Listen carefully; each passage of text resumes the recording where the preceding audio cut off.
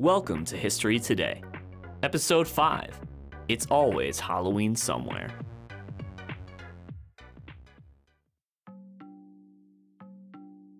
It's October. Fall is upon us. Things to look forward to this month include pumpkin spice everything, cooler weather, maybe, falling leaves, and Halloween.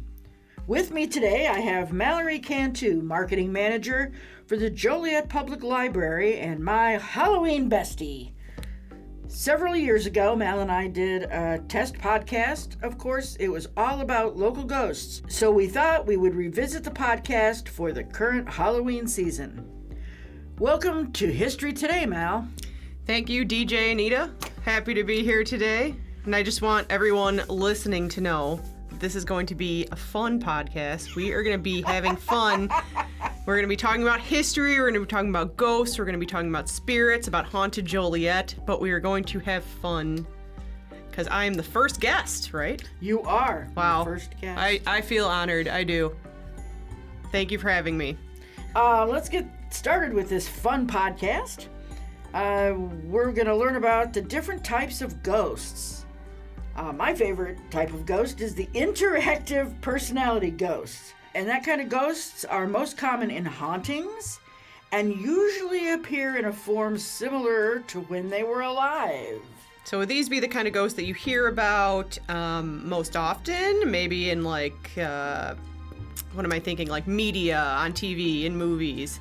It would be like some of the ghosts that have been seen here at the Joliet Library, where they appear and they look like people, but sort of in another form. Okay. So we'll talk about some of the other ones, the funnel ghosts, the mist, fog, wisps ghosts. Ooh, that sounds interesting. The poltergeists, the ghost orbs.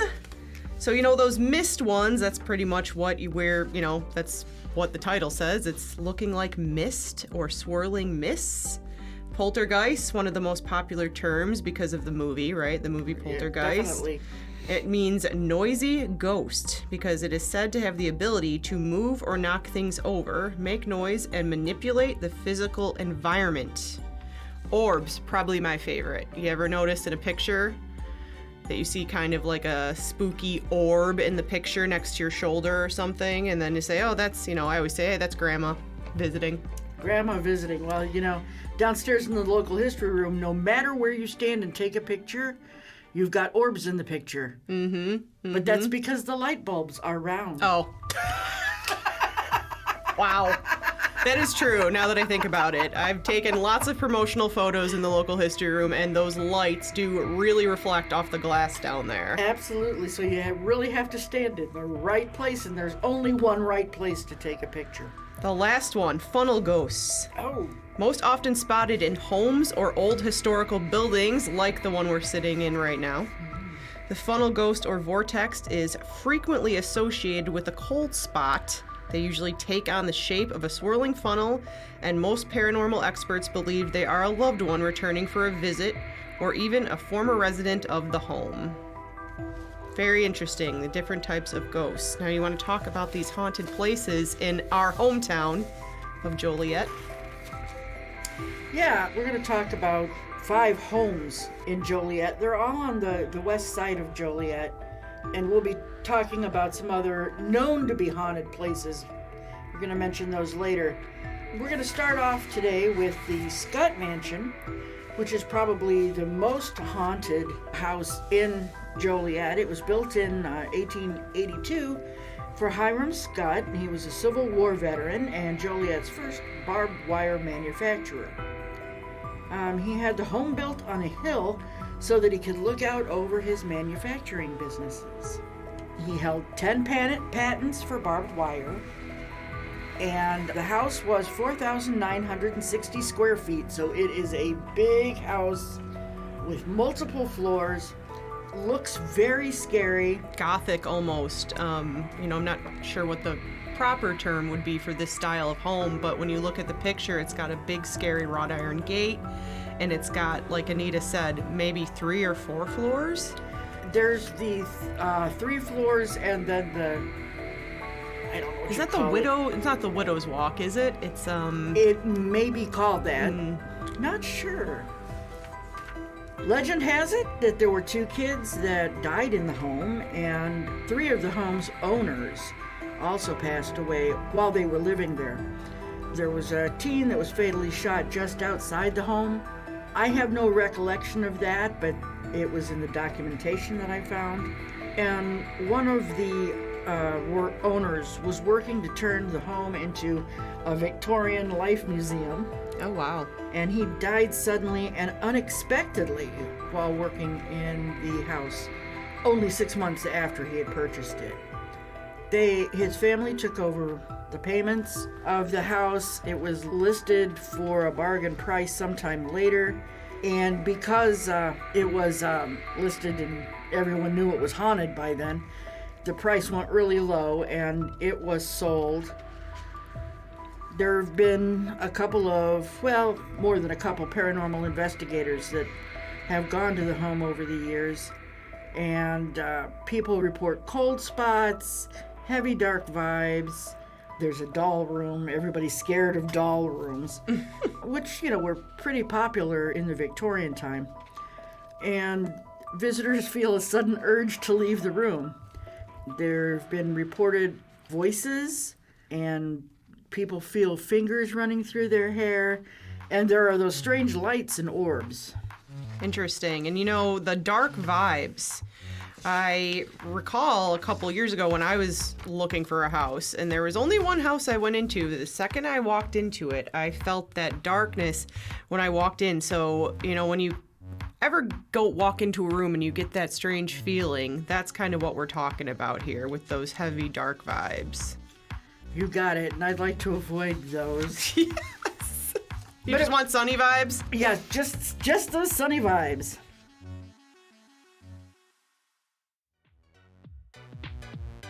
Check out these new and exciting programs coming soon to the Joliet Public Library. Make a fridge magnet. Make a really cool beach-themed magnet using diamond painting on Wednesday, October 15th from 6 to 7:30 p.m. at our Ottawa Street branch. This event is for adults only. Registration is required. Brew and Brush Mug Painting Party. No matter what you're brewing, this cauldron-shaped mug is perfect for Halloween.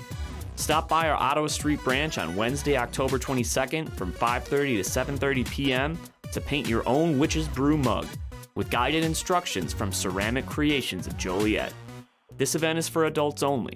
Registration is required.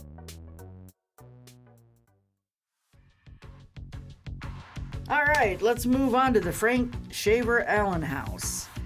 And this is kind of an interesting guy because the house that he built for himself in Joliet is said to have been haunted, but he also did some of the other buildings in Joliet that are said to be haunted. So it seems interesting that this guy, who is also an Egyptologist, that may set off red flags, would have built all of these homes that were eventually said to be haunted. There's the Cracker Residence, which is on Hickory Street, the Patrick C. Haley Mansion. Now, these are the ones that he was the architect for. Joliet Township High School, of course, he was the architect for his own home on Morgan Street, and the A.J. Bates House, which a couple of these we're going to talk about in just a little bit. The Allen House paranormal activity has been heavily documented and made the news in the 70s when a local reporter and some psychics investigated the property. The owners at the time had lived in the home for 10 years, and during that time they were terrorized by some of the activity. They had reported seeing the spirit of an elderly woman, as well as another woman reported to be the nanny, perhaps, that used to work in the home, and there was a young boy whom the nanny was in charge of. A boy who lived in the home reported several encounters with the spirit boy, saying that the boy kept inviting him to be his playmate. Other activity includes doors slamming on their own, hearing screams and voices, and seeing shadowy figures. And legend has it that F.S. Allen's own spirit is haunting the home. Interesting thing to note there is that he moved to California, and that's where he died. So he didn't die in his home. However, that shouldn't matter much because people could come back to a home that they loved in order to haunt it, or perhaps he was trying to tell more of the story of the home being haunted. Because ghosts dwell in places for reasons. It might be a place that they thought was very sentimental to them, or they might be warning of something, or trying to set something right. So then we've got the Patrick C. Haley Mansion, which is also a big, big home. And it was one of those houses that Frank Shaver Allen was the architect of. He was the mayor then, Patrick C. Haley. And the Haley Mansion does look kind of like a castle. It does. It's got beautiful grounds. It's built with Joliet limestone. And there's an archway and turret. Over the years, the home has been a funeral parlor, and it is currently a banquet facility. I'm told that many weddings take place in the mansion and the garden grounds. Guests report seeing spirits and hearing voices of a couple of guys, and they speculate that both Haley himself and a former funeral director haunt the mansion. I don't know if that is a place where I'd want to get married. What if the ghost had some reason why the couple should not be married? Maybe they just want to be a part of the festivities. I am a glass half full kind of person. Indeed. Ghosts can also enter a home with a person, or because of a person. Maybe they're trying to get a message to someone in particular, or with something that has been brought into the home. Oh, like an object. So, like if you went out to a house auction, and you came back with a vase, you might bring a spirit back with you. Watch what you are thrifting. Alrighty, well, thrifting.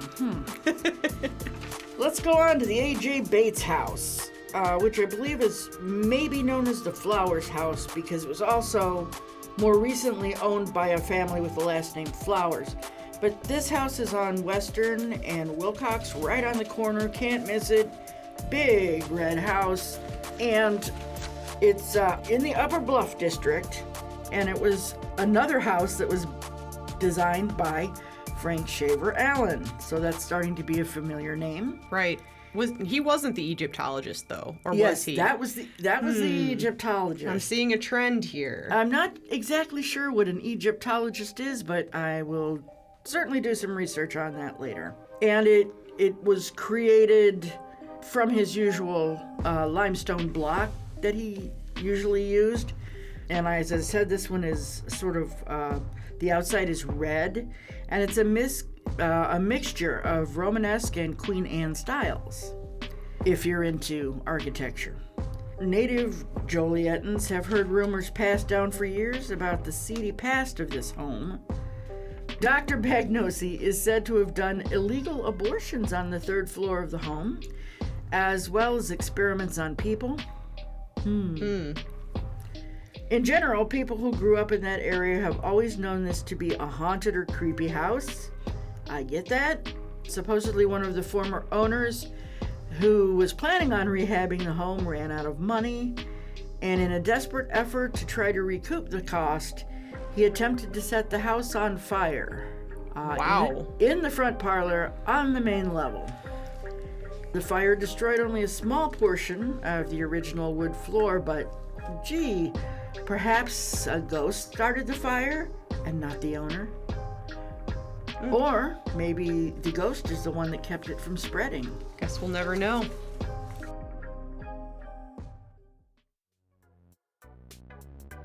Check out these new and exciting programs coming soon to the Joliet Public Library.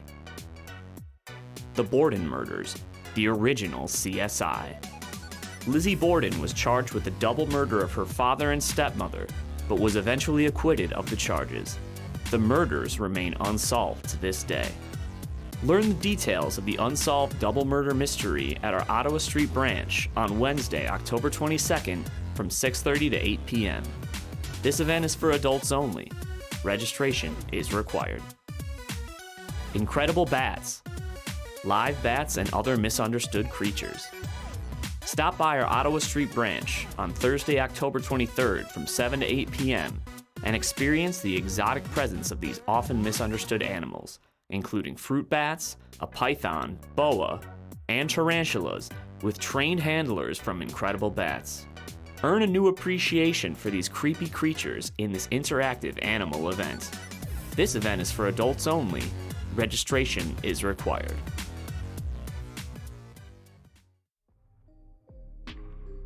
Arthur Charles Clement, businessman and son of a prominent businessman of a dry goods operation in Joliet, built this house while he was living on the east side of Joliet. And before moving into this home on Campbell, he committed suicide. Oh, sad. His daughter and her husband took over ownership of the home and lived there until 1922. The home was then converted into a retirement home that the state shut down in the 50s after several deaths and allegations of neglect and abuse. The ghosts again. After this time, the home was converted into a funeral home, which lasted until 1975. The home was then converted back into a single-family residence. So much history in one house. You know, first it was a single-family home, and then converted into the retirement home, and then a funeral home, and then back to a single-family home. Absolutely. The owners reported that shortly after moving in, they began some remodeling work and noticed some strange activity thereafter. Some of this included seeing ghosts of a woman, of a tall, thin man, and there was a ghost of a young boy. They also experienced strange smells such as urine, smoke, perfume. Audible experiences included hearing voices, someone knocking, and footsteps. The most frightening things that happened were electrical items turning on by themselves, and their pet dogs would bark at nothing and then refuse to go into certain rooms. That's a red flag. I'd be moving after that. Animals are pretty good at telling you when there's something there that shouldn't be there. But to the ghosts, they are supposed to be there. Right. Frankly, I wasn't even aware that the house was haunted until I ran across some documentation earlier this past week, getting ready for this podcast. I go past the house all the time, and it seems to be perfectly normal. Of course, since we both work here at the Joliet Public Library on Joliet's east side in the center of the city, we want to make sure that we talk about that building for a bit. Mallory, what do you know about this building? So the Joliet Public Library, we opened our doors about 1903. Okay. Designed by Daniel H. Burnham. And over the years, we've had many encounters from staff members. I'm not sure about patrons, but staff members with ghosts that are quite friendly. We haven't ever had, that to my knowledge, any staff members complaining of, any of that dark energy or spirits that they were afraid of. Personally, I've been here for almost 10 years and been visiting here since I was a child and never experienced anything like that. But Anita, did you have had some experience yourself, haven't you? Yes, as a matter of fact, years and years ago, I did have a couple of experiences with what had to have been some kind of spirit, including an apparition, or what did we call that before? The interactive personality ghost. I had some experience with Colonel John Lambert, who actually donated a bunch of money when the library was built to have the library built. And strangely enough, I saw him exiting an elevator. The ghosts are into technology. They're modern. Yes. Yeah, modern ghosts.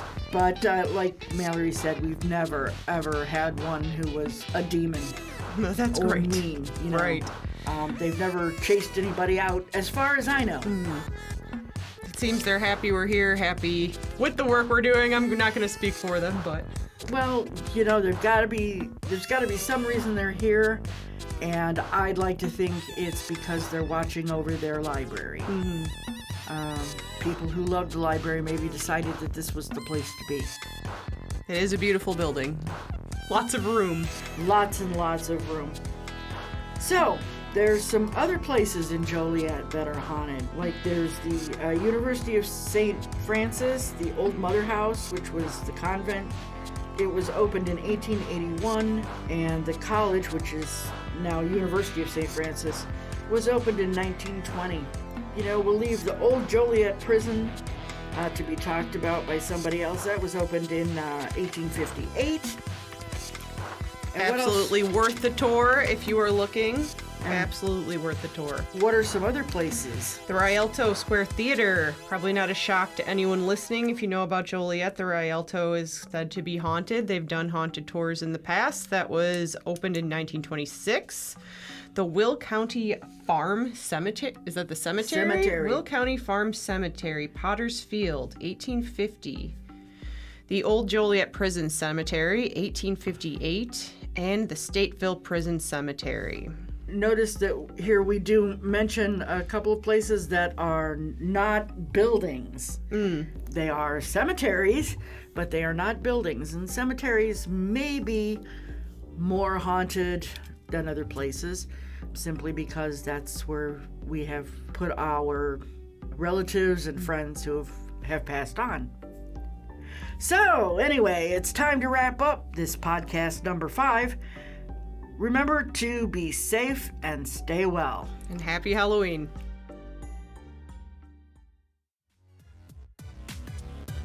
If you have any questions or concerns about the content of this podcast, please call Anita Drilling, local history librarian, at 815-846-3112, or email her at adrilling@jolietlibrary.org. I'm Patrick Maloney, and I'll see you next time when history repeats itself.